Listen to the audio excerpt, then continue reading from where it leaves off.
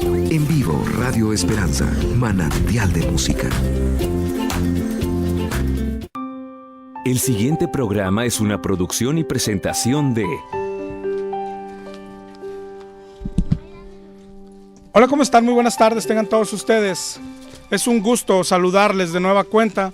Estamos comenzando el programa Volviendo a la Palabra. Te damos muchas gracias por escucharnos, muchas gracias por acompañarnos. Si eres de los que nos escucha todos los jueves, estamos muy agradecidos contigo por no dejarnos solos, ¿ok?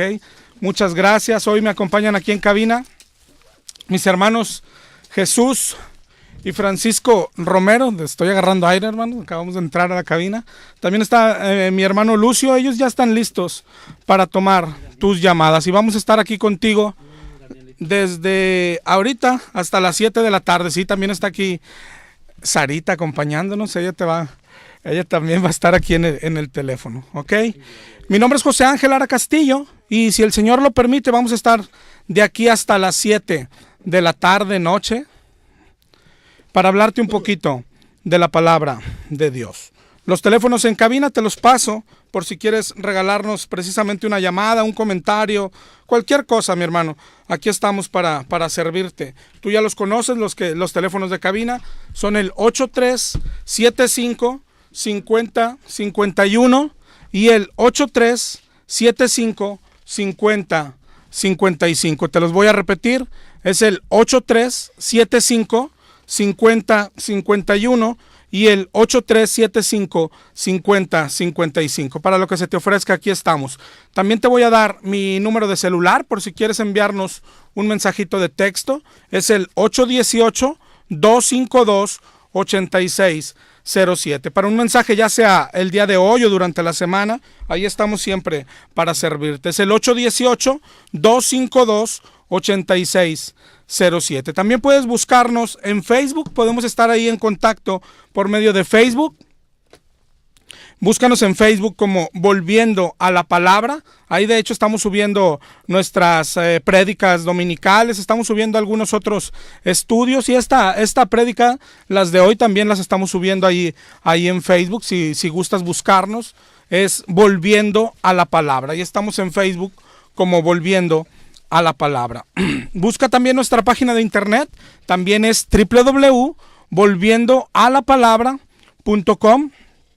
Ahí también estamos para servirte y ahí están las prédicas anteriores, ahí hay algunos recursos para evangelizar, ahí tenemos Biblia en audio, hay muchas cosas por si quieres visitarla. Es www.volviendoalapalabra.com.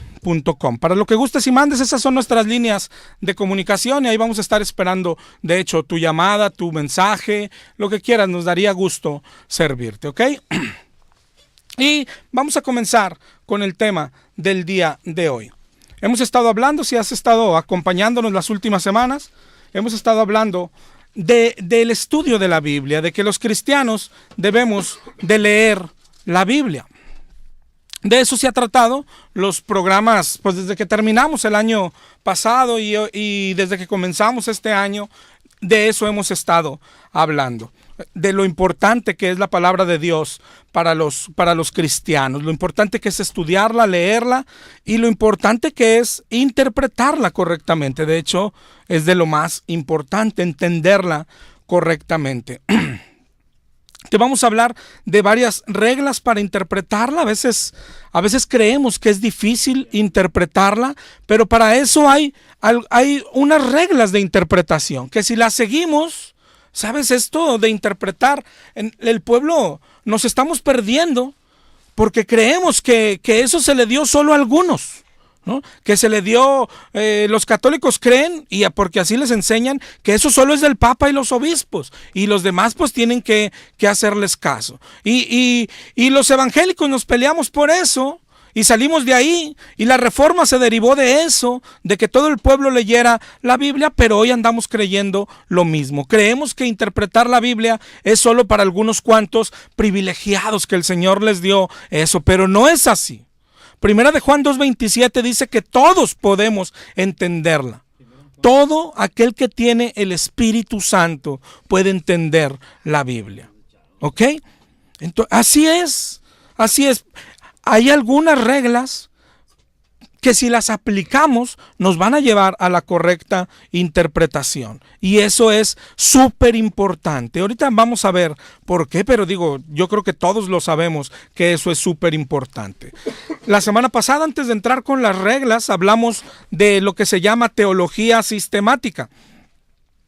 Antes de eso habíamos hablado, si recuerdas, de lo que hay hoy en el cristianismo.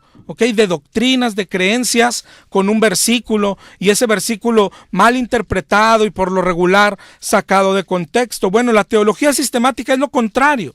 La teología sistemática consiste en responder qué enseña toda la Biblia sobre un tema en particular. Pero la clave es toda la Biblia. La teología sistemática consiste en formar doctrinas, que no es otra cosa que creencias, con todos los versículos de la Biblia que hablen sobre el mismo tema. Todos. La palabra clave es todos. Si falta alguno, 1, 2 o 3, es una doctrina incompleta y no puede ser correcta. Ya hemos puesto algunos ejemplos, si te acuerdas, hemos predicado y hemos, la semana pasada te decía, mataremos dos pájaros de un tiro, porque aparte de que estudiamos cómo se hace la teología sistemática, pues a la vez aprendimos una doctrina como la del diezmo la semana pasada. Antes lo habíamos hecho con la doctrina del templo. ¿Cómo se forman? Con todos los versos, desde Génesis hasta Apocalipsis. Entonces, ya hablamos de teología sistemática, de formar doctrinas tomando todos los versos. Hoy vamos a empezar, ahora, ¿cómo sé qué verso hay que incluirlo ahí en la teología del tema que estoy tratando? Para eso, antes de la teología sistemática, cada verso debe de ser interpretado correctamente. Y la principal regla, hay varias de las que vamos a hablar, pero la principal es que debe de interpretarse en su contexto. En su contexto. No es la única. Hay que aplicarle a cada verso o a cada pasaje la mayor cantidad de reglas posibles. Pero de la que hoy vamos a hablar es de la del contexto. Hay otros 2 términos que debes de saber y de entender.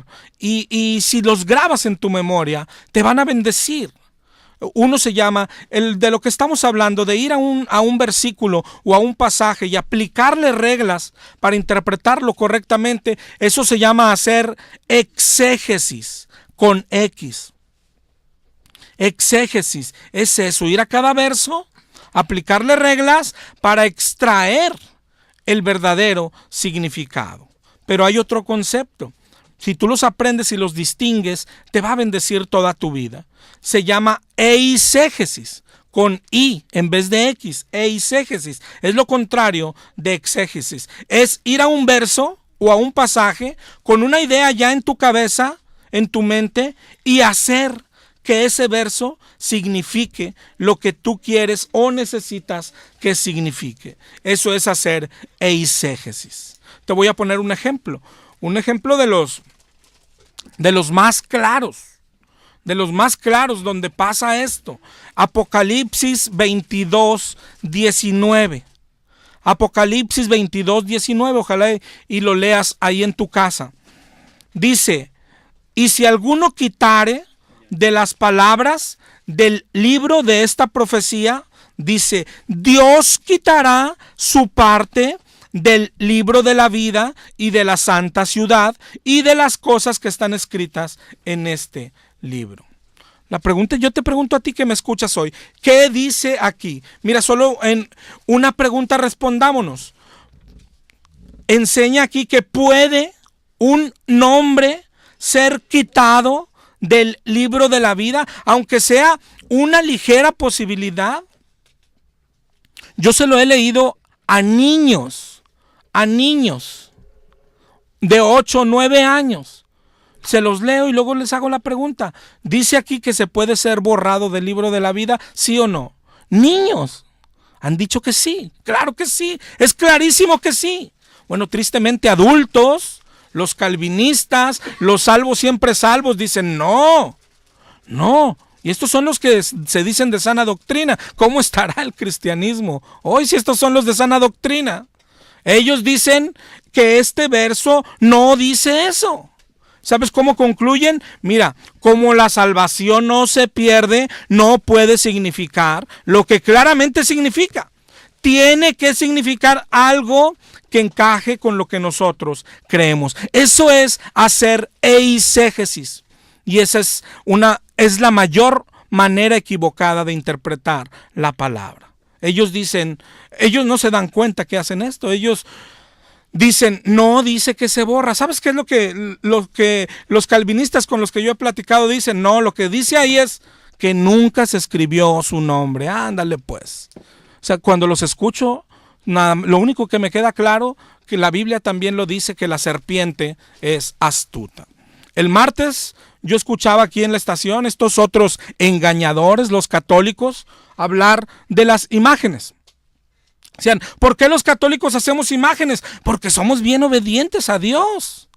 Y luego te llevan a Éxodo 25, 18 y 19. Mira, dice, harás también 2 querubines de oro labrados a martillo, los harás en los 2 extremos del propiciatorio. Harás pues un querubín en un extremo y un querubín en el otro extremo de una pieza. Con el propiciatorio harás los querubines en sus 2 extremos. ¿Ves? Por eso hacemos las imágenes, dicen estos engañadores. Y luego dice, no solo las permite, sino que las ordena. Y eso es lo que le han enseñado. Hoy cualquier católico te lo dice. No solo las permite, las ordena. Y yo siempre les digo, ¿en serio, amigo católico? ¿Así de pequeña es tu inteligencia? ¿Así de pequeño es tu entendimiento? Están haciendo eisegesis. Ellos, todos sabemos que esta religión practica la idolatría, que hay imágenes por todos lados. Pero mira esta clave, ¿de qué son sus imágenes? De personas. Disque santos, San Judita, San Antonio, San José, de personas, de la Virgen, de San Juan, de Guadalupe, de Lourdes, de todos. Y ellos dicen imágenes sagradas, ok. Y luego te dice, oye, ¿por qué las hacen? Eso es idolatría. No, y te llevan a Éxodo 25. Mira, hasta nos manda a hacer imágenes. Por poco hasta te convencen. Ahora resulta que los que no hacemos imágenes y no le oramos a imágenes, estamos en pecado, ¿no? Según su interpretación. Pero si tú eres católico, lee todo Éxodo 25. Pero, y no te pelees conmigo, ni con ellos, ni con nadie. Es decir, tú solo lee todo Éxodo 25 por lo menos. Y luego pregúntate, ¿sí dice que puedes hacer San Judas? ¿Sí dice de verdad que puedes hacer vírgenes? ¿Sí dice que Dios nos ordena hacer figuras de hombres? ¿Sí dice ahí? Yo ahí veo 2 querubines. Yo no sé tú qué ves. ¿Te das cuenta? Si grabas esto en tu mente, si distingues entre lo que es hacer eisegesis y hacer exégesis, vas a ser bendecido. No cualquiera te va a engañar. Las doctrinas así de un versículo y haciendo eisegesis es el mayor método del diablo. Pero no solo porque es incompleta, sino que por lo regular el verso que usa el diablo no está interpretado correctamente. Principalmente está sacado de su contexto, ¿verdad? Así es que vamos a hablar hoy un poco de esta reglita, del contexto. Antes te voy a repetir los números de teléfono. Es el 8375-5051 y el 8375-5055, porque mis hermanos están aquí muy desocupados, ¿verdad, mi hermano? Así. ¿En qué consiste esta regla?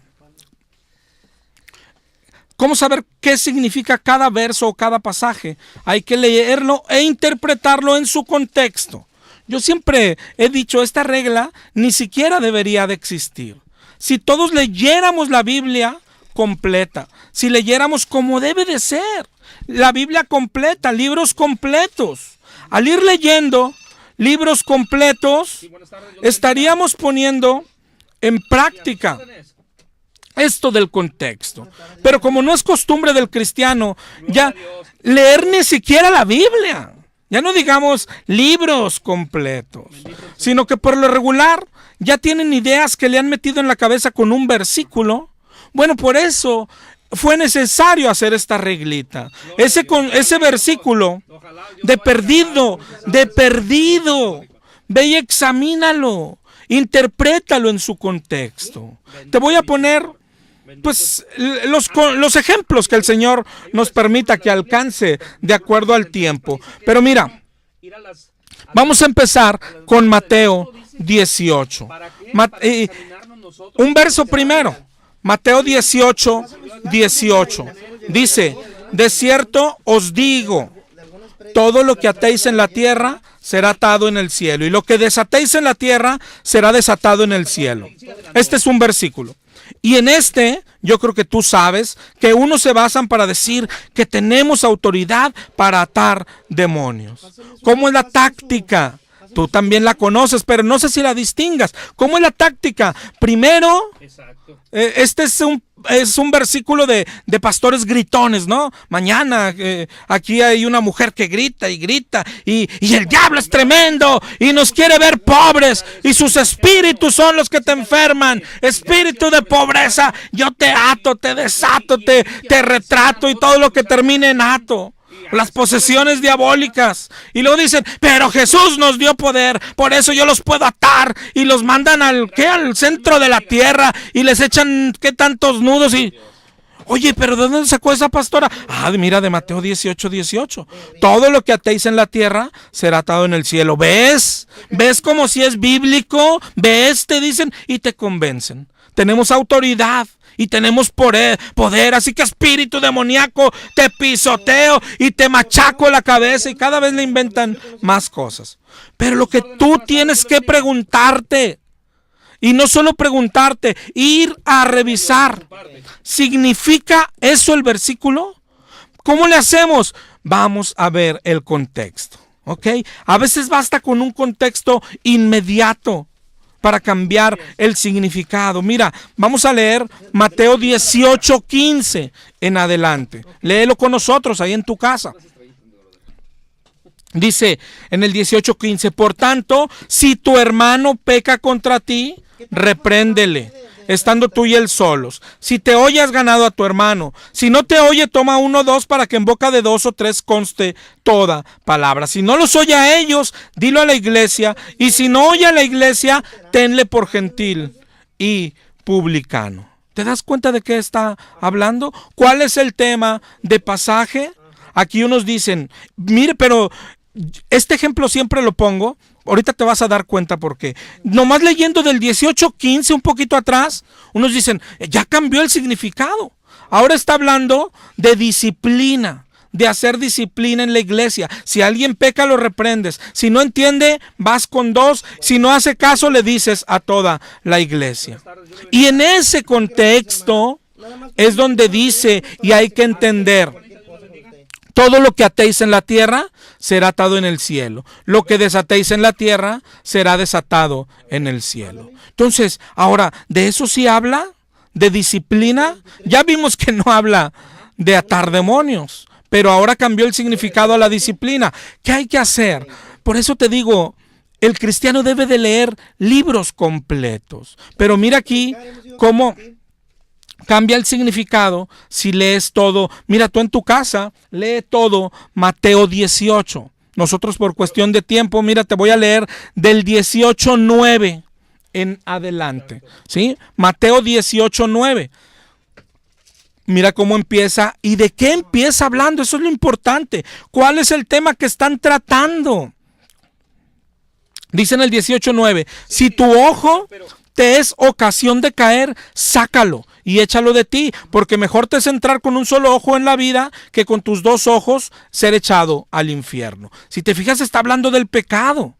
En el 18:10, mirad que no menospreciéis a uno de estos pequeños, porque os digo que sus ángeles en los cielos ven siempre el rostro de mi Padre que está en los cielos. Luego dice, mire el 11, porque el Hijo del Hombre ha venido para salvar lo que se había perdido. Pero mira cómo está hablando del pecado. Sí, del pecado y de pecadores. Pero dice en el 18:11, el Hijo del Hombre ha venido para salvarlos a ellos. Es decir, los ama. Los ama. Y mira más el contexto, sigue viendo el contexto en el 18:12. ¿qué les parece si un hombre tiene 100 ovejas, se descarría una de ellas, es decir, es la pecadora, no deja las 99 y va a buscar a la que se había descarriado? Mira cómo está hablando del pecado, está hablando de pecadores, pero está hablando de que Dios lo ama, los ama. En el 18:13, y si acontece que la encuentra, de cierto les digo que se regocija más por aquella que por las 99 que no se descarriaron. Y termina diciéndote lo que te estoy diciendo. El tema es, ¿no es la voluntad de vuestro Padre que se pierda uno de estos pequeños? Son pecadores, está hablando de pecado y de pecadores, pero dice, no es la voluntad del Padre que se pierdan. En ese contexto, ahora mira el 18:15. Por tanto, si tu hermano peca contra ti, ya te dije yo que lo amo, dice el Señor, pero ve y repréndelo, estando tú y él solos. Y si te oyere, has ganado a tu hermano. Si no te oye, toma contigo a 1 o 2, para que lleves 2 o 3 testigos y ahí conste toda palabra. Mira lo que le está diciendo. Si no entendió a la primera, dice el Señor, te doy permiso que se lo digas a 2 y vayan y repréndelo otra vez. Si no entiende, dice, te doy permiso, dilo a toda la iglesia. Y si no lo entiende, ténganlo por gentil y publicano. Estás enojado, dilo a toda la congregación, va, te doy permiso. Y en ese contexto está Mateo 18:18. De cierto te digo, lo que atéis en la tierra será atado en el cielo, y lo que desatéis en la tierra será desatado en el cielo. ¿Qué está diciendo? Estás enojado, te ofendió, pecó contra ti. Bueno, si tú no lo quieres perdonar, yo no lo perdono. Pero si tú lo perdonas, yo también lo perdono. Ese es el contexto. Y luego dice, y otra vez te digo, si 2 de vosotros se ponen de acuerdo en la tierra acerca de cualquier cosa, les será hecho por mi Padre. Porque donde están 2 o 3 congregados en mi nombre, ahí estoy yo en medio de ellos. Y ya terminó de hablar con ellos. ¿Cómo lo entenderían? Mira lo que dice Pedro, esa es la clave, ese es el contexto. Mira lo que responde Pedro, le dijo, Señor, ¿y cuántas veces perdonaré a mi hermano que peque contra mí? Eso es lo que entendió Pedro. ¿Por qué no le dijo Cristo, ay Pedrito, te estoy diciendo que vas a atar demonios? Ay Pedrito, yo no te dije que lo perdones, te dije que lo disciplines. Pero no es así. Está hablando de perdón. ¿Hasta cuántas veces perdonaré a mi hermano? Y Jesús le dice, no te digo hasta 7, sino hasta 70 veces 7. ¿Te das cuenta cómo ya cambió de significado 2 veces el mismo pasaje por leerlo en su contexto? Más contexto. Mira, el contexto es que el versículo que estás estudiando es como hacer un sándwich. Lees los versículos antes y los versículos después. Y hay que entenderlo en medio de eso. Ahora mira lo que sigue después de que le dice, no te digo hasta 7, sino hasta 70 veces 7. Y luego le cuenta una historia, una parábola. Dice, por lo cual el reino de los cielos es semejante a un rey que quiso hacer cuentas con sus siervos. Y comenzando a hacer cuentas le fue presentado uno que le debía 10,000 talentos. Como no pudo pagar, ordenó venderle a él, su mujer e hijos y todo lo que tenía. Y entonces aquel siervo postrado le suplicaba, Señor, ten paciencia. Y el Señor tuvo misericordia y lo perdonó. Pero saliendo aquel siervo, halló un consiervo que le debía 100 denarios y haciéndose de él lo ahorcaba. Págame. Y el consiervo le rogaba igual. Ten paciencia, pero él no quiso. Lo echó a la cárcel. Viendo sus consiervos, se entristecieron mucho y le dijeron al Señor lo que pasó. Lo llamó el Señor y le dijo, siervo malvado, toda aquella deuda te perdoné porque me rogaste. ¿No debías tú también tener misericordia como yo tuve de ti? Y entonces su Señor, mira lo que dice el 18:34. Su Señor, enojado, le entregó a los verdugos hasta que pagase todo lo que le debía. Y no solo eso, dice, así también mi Padre Celestial hará con vosotros si no perdonáis de todo corazón. cada uno a su hermano sus ofensas. Otra vez te pregunto, ¿de qué trata el pasaje? De perdonar. ¿Te das cuenta? De perdón, de que Dios quiere que perdonemos siempre, independientemente de lo que nos hayan hecho. El Señor está diciendo, yo te perdoné a ti una deuda mayor. Y ese es el motivo por el que los cristianos debemos perdonar. Pero la pregunta importante es, ¿dónde habla de atar demonios? ¿Dónde habla de la disciplina en la iglesia? En ningún lado. ¿Te das cuenta cómo el contexto nos ayuda a encontrar el significado real? ¿Y qué pasa cuando no hacemos esto? Pues nos engañan o nos equivocamos. Y pasan dos cosas. Practicamos cosas que la Biblia no dice. Por ejemplo, los que andan atando y desatando demonios, o los que andan disciplinando gente, cuando este pasaje no enseña eso. Pero además pasa otra cosa igual de grave. No estamos escuchando lo que Dios sí quiso decir, que seamos perdonadores, que perdonemos siempre. ¿Te das cuenta? Y por eso no conocemos a Dios, por tanto versículo que nos han ido torciendo, tanto versículo en el cual nos hemos ido equivocando. Tú lo ves cada domingo en tu iglesia, tal vez hasta aquí los has escuchado. La pastora que te digo que grite y tengo autoridad y es más poderosa que el diablo. Y al final lo respalda con Mateo 18:18, que no significa eso. Pero el cristianismo se ha llenado de este tipo de cosas y todo por pereza, por no leer la escritura. Hay cosas tan simples, hay cosas demasiado fáciles y no puede ser que seamos tan perezosos. Mi pueblo es destruido por falta de conocimiento, por falta de estudio de la Biblia. Hay una discusión. Unos dicen, ¿debemos hacer obras? ¿Sí o no? Y unos dicen, yo creo que incluso la mayoría dice que no, porque no son necesarias para la salvación. Y van y te llevan claro, ¿a dónde? A un versículo. Efesios 2:8. No lo sabemos de memoria los cristianos, porque por gracia somos salvos por medio de la fe. Esto no es de vosotros, esto es don de Dios, es un regalo de Dios, no tienes que hacer nada. En el 2:9 te lo dice más claro, no por obras, ¿ves? No hagamos obras para que nadie se gloríe. Y hasta ahí. Hasta ahí, es increíble, hasta ahí y la gente se lo traga. No por obras, no debo de hacer obras. Si hago obras, es como si quisiera pagar la salvación. Y no, Cristo la pagó por mí, es por gracia, por medio de la fe, es un regalo. Pero ¿por qué no lees?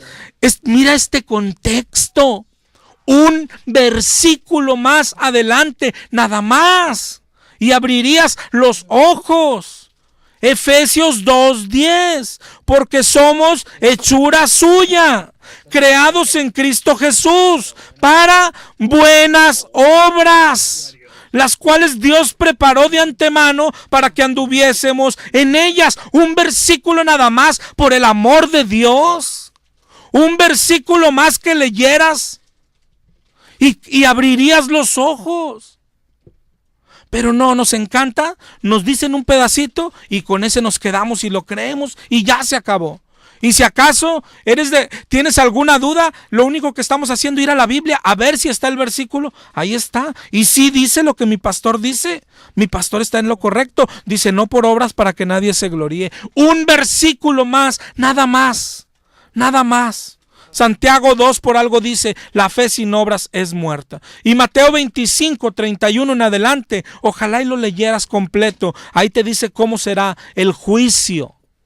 El juicio a los que el Señor le dice, apártense de mí, malditos, al fuego eterno, porque tuve hambre y no me diste de comer. Oye, pero no era por obras. Mi pastor me dijo que no hiciera obras. Te dejaste engañar. Nada más hubieras leído un versículo más. ¿Te das cuenta? No es tan complicado. No es tan complicado interpretar la Biblia como algunos lo quieren hacer parecer, los pastores principalmente. No, nadie puede esto. O sea, exégesis es súper complicado, pero yo tengo el don. Y exégesis y hermenéutica y puras palabras que apantallan, pero esto es para todos. De hecho, tu vida depende de esto. No es tan complicado. Solo se trata de seguir las reglas para interpretar la Biblia. Te voy a dar otro ejemplo. Otro ejemplo. Antes te voy a repetir los números en cabina. 8375-5051 y 8375-5055. Por si quieres marcarnos, también te doy mi celular. Es el 818-252-8607. Para lo que gustes y mandes. Es que tú no prediques lo que viene ahí, dice, predica lo que tú crees. No puede haber errores. Imagínate, hermano. Imagínate. Por eso es tan claro lo que el Señor dice. Mi pueblo es destruido porque le falta conocimiento. Es tan básico. Esto de lo que hablamos hoy es algo súper básico. Y tristemente súper ignorado, súper olvidado. Los pastores los domingos toman versículos aislados y así nos los enseñan, sacados de su contexto. Pero mira cómo cuando los lees en su contexto, no significan lo que nos han dicho que significan. Mira este otro versículo y te vas a dar cuenta de que esto está tan adentro de los cristianos, tan adentro del cristianismo, tan adentro de ti mismo. Números 23:19. Dios no es hombre para que mienta, ni hijo de hombre para que se arrepienta. Él dijo y no hará, habló y no lo ejecutará. Y yo solamente por no decir el 100%, pero casi el 100% de cristianos, es un verso que recitan, que creen y dicen Dios no es hombre para que se arrepienta. Eso es todo. ¿Y sabes qué es lo que están diciendo? Que Dios no puede cambiar de opinión nunca, que no cambia de opinión nunca. Esto principalmente lo dicen los calvinistas, los salvos siempre salvos, y lo usan para decir, si ya te salvó un día, ya no te puede castigar. Hagas lo que hagas, hazme el favor. No sé si existe una doctrina más diabólica que esa. Dios no puede arrepentirse, ¿ok? No puede cambiar de opinión. Ahora, bueno, mira, si primero aplicásemos teología sistemática, hay un problema, porque hay muchos, y muchos es muchos, versos que enseñan que Dios sí se arrepiente. Si no los tomas en cuenta, caes lo que hablábamos la semana pasada. Tu doctrina es mocha, es incorrecta. Pero el Señor dice, por ejemplo, ojalá tomes nota, Éxodo 32:14. Entonces Jehová se arrepintió del mal que dijo que había de hacer a su pueblo. Y luego respingan, ¿no? Los salvos. No, pero no significa eso. Oye, ¿le vas a cambiar el significado a todos los versos que dicen que Dios se arrepiente? Primera de Samuel 15:35. Y Jehová se arrepentía de haber puesto por rey a Saúl. Segunda de Samuel 24:15, cuando el ángel extendió su mano sobre Jerusalén para destruirla, la iba a destruir. Jehová se arrepintió, cambió de parecer, cambió de opinión. ¿Te das cuenta? Claro que la Biblia enseña que Dios sí se arrepiente. Jeremías 18:8-10. Si estos pueblos, y esto es clave, cómo actúa Dios. Si estos pueblos se convirtieren de su maldad, yo me arrepentiré del mal que había pensado hacerles. Y en un instante hablaré de la gente y del reino para edificar y plantar. Pero si hacen lo malo, no oyendo mi voz, otra vez me arrepentiré ahora del bien que había determinado hacerlo. ¿Te das cuenta? Deuteronomio 32:36. Porque Jehová juzgará a su pueblo y por amor de sus siervos se arrepentirá. Jehová se arrepentirá. Jeremías 15:6. Tú me dejaste, dice Jehová. Por tanto yo extenderé sobre ti mi mano. Estoy cansado de arrepentirme. ¿Qué hacemos con todo este montón de versos que dice que Dios sí se arrepiente. Amós 7:3, se arrepintió Jehová de esto. ¿Te das cuenta? La Biblia dice que sí se arrepiente. Pero Números 23, vamos a verlo. Vamos a ver Números 23, pero otra vez de lo que estamos hablando. ¿Cómo así sacado de contexto? Es decir, así solito, parece decir que efectivamente Dios no es hombre para que se arrepienta. Y parece decir, entonces nunca se arrepiente. Pero ¿cómo entenderlo correctamente? Lee el contexto.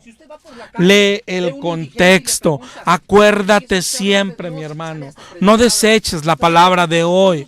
Lee el contexto. Estudia el contexto. Lee todo el libro de Números. Yo te voy a leer algunos pedacitos, pero para darte luz, mira en Números 20. Lee tú de Números 20 hacia adelante. Te darás cuenta de lo que trata el libro de Números en su mayoría. Que Israel, entre sus altas y bajas, el pueblo de Israel, entre sus altas y bajas con Dios, en el Números 20 estaba en altas, es decir, se había arrepentido, había pedido perdón a Dios y Dios los estaba bendiciendo, Dios los acompañaba, Dios estaba con ellos, Dios peleaba por ellos y estaban ganando todas las batallas. A donde se paraban, ganaban. A donde se paraban, ganaban. Mira Números 21:2 en adelante. Números 21:2 en adelante. Dice, Israel hizo voto a Jehová. Dijo, si en efecto entregas este pueblo en mi mano, yo destruiré sus ciudades. Y Jehová escuchó la voz de Israel y entregó al cananeo y los destruyó, a ellos sus ciudades, y llamó el nombre de aquel lugar Jorma. Después partieron del monte de Jor, camino del Mar Rojo, para rodear la tierra de Edom. Mira lo que dice ahí enseguida. Estamos hablando que estaban bien con Dios y Dios los bendecía. Dice, y se desanimó el pueblo por el camino, y habló el pueblo contra Dios y contra Moisés. ¿Por qué nos hiciste subir de Egipto para que muramos en este desierto? Aquí no hay ni pan ni agua. Nuestra alma tiene fastidio de este pan tan liviano. Pecaron, murmuraron. ¿Y qué dice enseguida? Mira el 21:6. Jehová envió entre el pueblo serpientes ardientes que mordían al pueblo y murió mucho pueblo de Israel. ¿Te das cuenta? Cuando se habían arrepentido, Dios los bendecía. Y cuando pecaron, Dios les mandó serpientes. ¿Pero por qué? Si Dios no puede arrepentirse, Dios no puede cambiar de opinión. ¿Te das cuenta de este contexto? Con solo este contexto, antes de llegar al 23, ya estamos viendo que Dios sí se arrepiente. Sigue leyendo y verás cómo Dios sigue cambiando de parecer. Dice en el 21:7. Entonces el pueblo vino a Moisés y le dijeron, hemos pecado por haber hablado contra Jehová y contra ti. Ruega a Jehová que quite de nosotros estas serpientes. Y Moisés oró por el pueblo, y Jehová dijo a Moisés, hazte una serpiente ardiente, ponla sobre un asta, y el que fuere mordido y mirare a ella, vivirá. ¿Te das cuenta?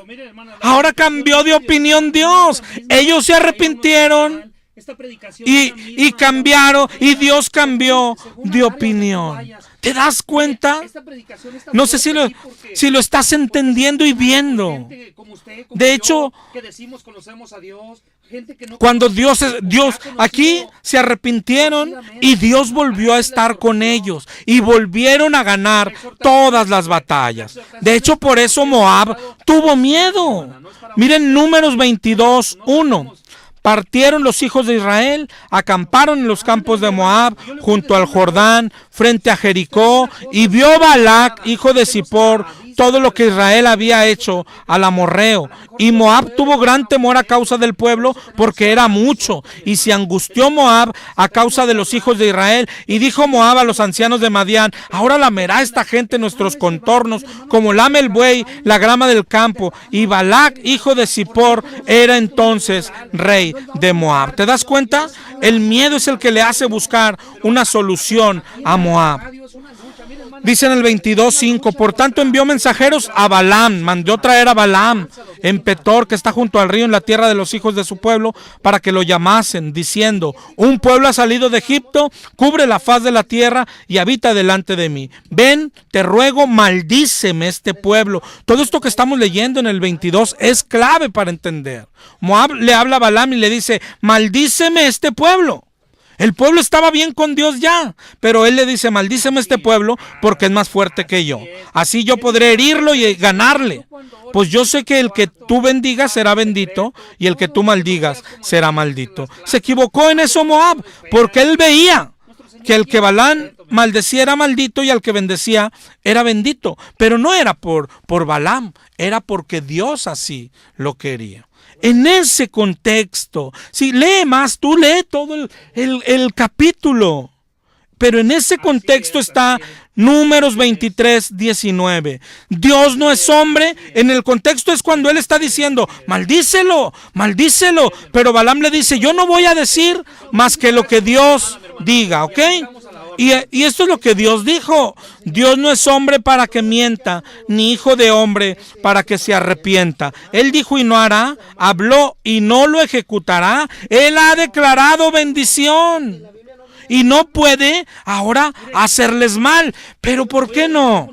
Si ahorita sí veíamos que aunque les dijo, les declaró bendición, cuando ellos pecaron, les mandó la serpiente para que los matara. Oye, ¿por qué? ¿Te das cuenta? ¿Te das cuenta de lo que está enseñando? Lo que Balaam le dice no es lo que yo diga porque yo lo diga, sino porque Dios lo dice. 23:20, he recibido orden de bendecir. Él dio bendición, yo no puedo revocarla. Él no ha notado iniquidad en Jacob. Mira lo que está diciendo. No ha visto perversidad en Israel, no ha visto pecado en ellos. No vio cuando murmuraron, él no vio ahorita. ¿Sabes por qué? Porque cuando uno se arrepiente, la Biblia dice que Él lanza nuestros pecados al fondo del mar. Porque cuando uno se arrepiente, dice en Isaías 1:8, que aunque tu pecado sea rojo, Él lo dejará blanco como la lana. ¿Te das cuenta? ¿Te das cuenta el significado? ¿Cómo va cambiando? Dios no es hombre para que se arrepienta. No es, está diciendo, no es como nosotros. No decide bendecirlos un día. Lo que quiere decir, no es hombre para que se arrepienta, es que Él no es como nosotros. Él no decide bendecirlos y luego de repente amanece un día, ¿sabes qué? Hoy quiero destruirlos y los destruye. Oye, pero ya se habían arrepentido. Sí, pero no importa. Ya me cayeron gorditos. No, así no es Dios. Así no es Dios. Si Israel se había arrepentido y se estaba portando bien, Dios está con ellos. Y no porque venga un tercero y le diga, maldícelos porque son mis enemigos. Pero Dios dice, ¿yo por qué los voy a maldecir? Si he declarado bendición. Y eso no cambia porque un hombre se lo pida. Castígalos. No lo va a hacer porque algún extraño se lo pida. Dios no cambia de opinión nada más porque sí. Eso es lo que significa Números 23:19. Dios no cambia de opinión nada más porque sí. Dios no cambia de opinión porque alguien se lo pida. Es decir, Dios manda los males, todos lo sabemos. Pero Dios, a mí como persona, Dios no me va a mandar un mal porque alguien venga y le diga, papá, mándale una enfermedad. Dios, mándale una enfermedad. Va a decir, ¿y tú quién eres? ¿Tú quién eres? Yo no voy a hacerte caso a ti. Pero cuando yo me porte mal, cuando Pablo, ¿te acuerdas que se andaba exaltando? El Señor le mandó un aguijón en la carne para que no se exaltase sobremanera. Pero no se lo mandó cuando alguien oraba, enferma a Pablo, mándale un aguijón. Dijo, ¿tú quién eres? Yo sé lo que hago. Yo no cambio de opinión porque alguien me diga que cambie de opinión. Yo he declarado bendición sobre Pablo, lo voy a bendecir. Pero cuando se andaba exaltando, ahí le mandó un aguijón en la carne. ¿Te das cuenta? Pero sigue leyendo el contexto. ¿Te acuerdas que dijimos? Es un sándwich. El versículo que quieres saber lo que significa, lee muchos versículos, pasajes, capítulos antes y también después. Mira, después, Números 24-25. Números 24-25. Dice, entonces se levantó Balaam y se fue. Volvió a su lugar y también Balac se fue por su camino. ¿Te acuerdas que hasta se enojó Balac? Si no los vas a maldecir, entonces lárguese de aquí, ¿va? Y se enojó. Y mira lo que... ahí nos quedamos en el 23. Dios dijo, yo he declarado bendición. Yo los voy a bendecir. Nadie, aunque me digas, aunque ayunes y me pidas que los maldiga, no puedo hacerlo porque no soy hombre para arrepentirme así, ¿ok? Pero ahora mira el 25, cómo se parece a lo que leímos ahorita. 25:1. Moraba Israel en Sittim y el pueblo empezó a fornicar con las hijas de Moab, las cuales invitaban al pueblo a los sacrificios de sus dioses, y el pueblo comió y se inclinó a sus dioses. ¿Qué va a pasar? Pues los calvinistas, ¿qué dirían? ¿Qué? Pues abogado tenemos, ¿verdad? Pueden fornicar con los dioses, al fin que abogado tenemos, al fin que Dios no se arrepiente. Dios no los va a castigar. Porque Dios no cambia de opinión, porque Dios no es hombre para que mienta. Bueno, pero sigue leyendo, calvinista. Salvo siempre salvo. Sigue leyendo. Lee el contexto. 25:3 de Números. Así acudió el pueblo a Baal Peor y, por el amor de Dios, el furor de Jehová se encendió contra Israel. Pero había declarado bendición y Dios no es hombre para que se arrepienta. Por el amor de Dios, abre los ojos, calvinista, salvo siempre salvo, escapa de esa diabólica doctrina. El pecado, la paga es muerte, siempre, siempre. Y aunque Dios un día haya declarado bendición y nos haya salvado y precisamente de eso nos salvó, del pecado. Del pecado, dice Pablo en Romanos 6, ¿y a poco seguiremos pecando? Los que hemos sido rescatados del pecado. Y luego dicen, pero Pablo pecaba, mira Romanos 7, sí, Pablo pecaba, pero no decía, pero abogado tenemos. No, Pablo dijo, miserable de mí, ¿quién me rescatará de este cuerpo de muerte? Eso dijo Pablo, no dijo abogado tenemos, no practico el pecado, nomás el que lo practique, no mi hermano, escapa. Pero mira el contexto, 25:4 de Números, mira lo que dijo Jehová al pueblo, que en número 23 dijo, yo he declarado bendición sobre este pueblo. Mira lo que dijo en el 25:4 de Números, Jehová le dijo a Moisés, toma a todos los príncipes del pueblo y ahórcalos ante Jehová, delante del sol, y el ardor de la ira de Jehová se apartará de Israel. ¿Te das cuenta? ¿Te das cuenta?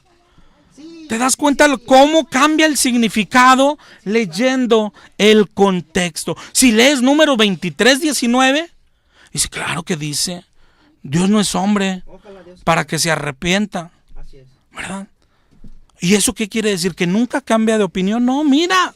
Lee más. Y después la teología sistemática, ¿qué dijimos? Todos los versos que hay en la Biblia. Mira de lo que habla. Ve y lee Ezequiel 18. Ve y lee Ezequiel 33. Mira lo que dice. Ve y lee Romanos 11, por el amor de Dios. Mira lo que dice Primera de Reyes 21-29. A alguien que había declarado que le iba a dar castigo.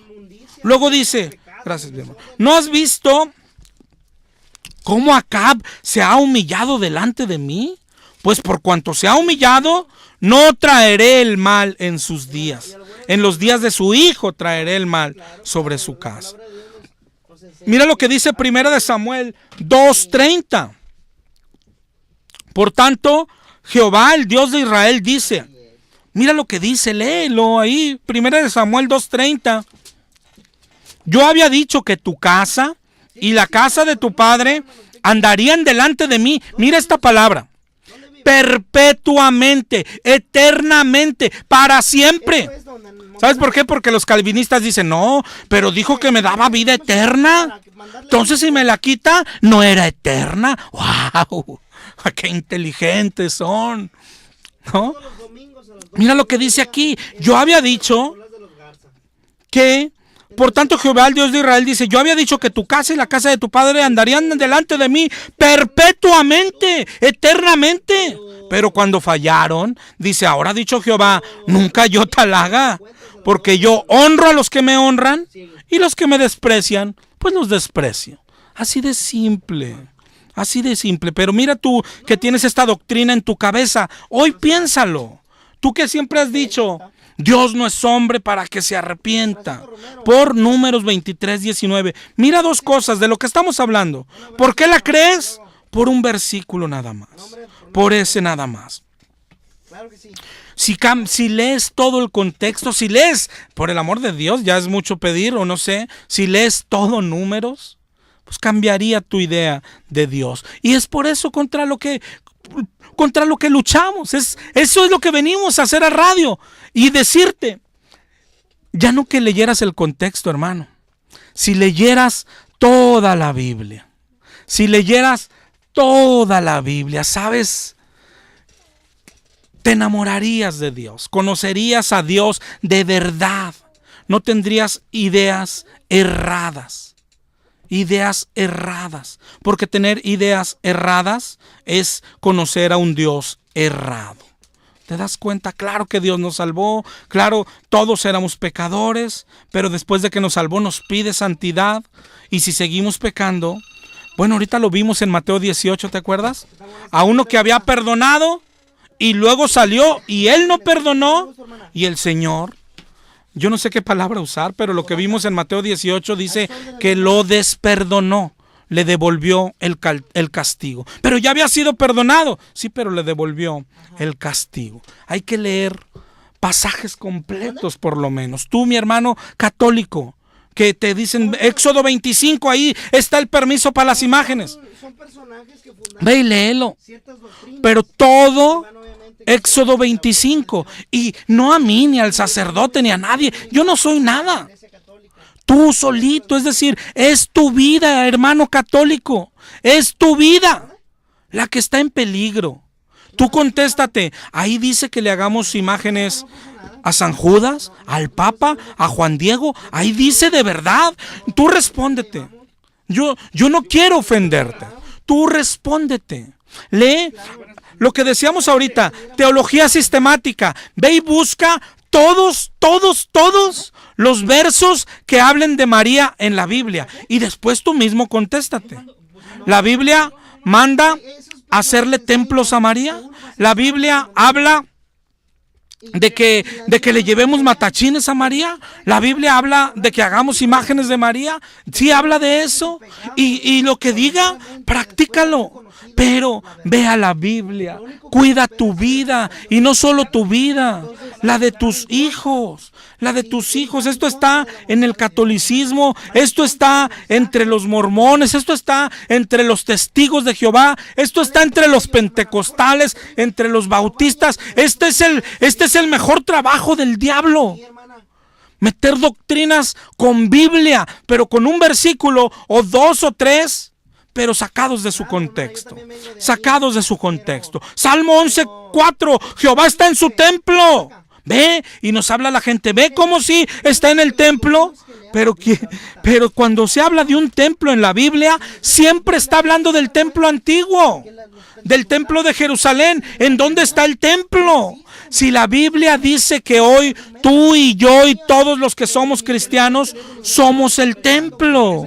Todos los versos que tú veas en los salmos hablar del templo, no están hablando de tu templo al que vas el domingo. No confundas las cosas. Entonces, ¿de dónde sacaron ese templo? Pues es lo que yo te estoy diciendo. Pregúntate, duda, lee la Biblia. Jeremías dice, maldito el hombre que confía en el hombre. ¿Te das cuenta? Contexto. Lee el contexto, lee la Biblia, lee libros completos, capítulos completos para que no te engañen. Juan 10:10 nos dice, el ladrón no viene sino para hurtar, matar y destruir, ¿no? Y luego nos dicen, ¿ves? Es el que quiere hacerte pobre. Quiere tenerte enfermo. ¿Por qué? Porque quiere hurtar, quiere matarte, ¿no? Aquí te decía la otra vez, hay un pastor que dice, no, yo tenía un endemoniado y el demonio lo iba a matar, pero como yo lo liberé, claro, con el aceite milagroso, ya no se murió. Ahora, pastores que creen que el diablo puede matar, por el amor de Dios.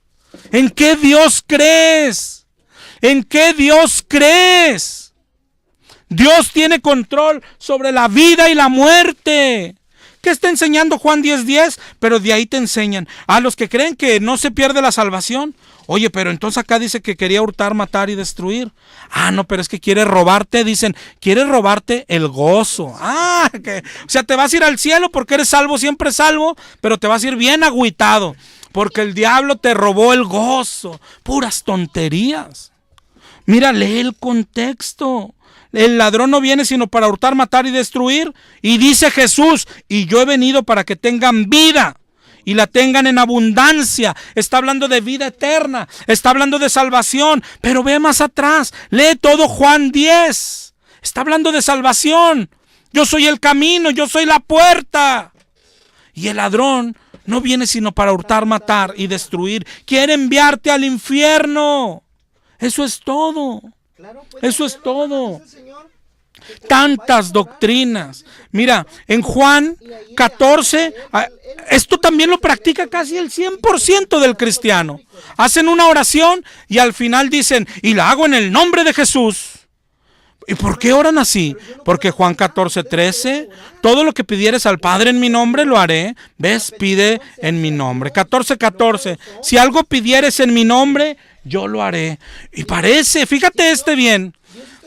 Mira, no puedo explicarte todos los engaños, porque la serpiente es astuta y tiene más y más.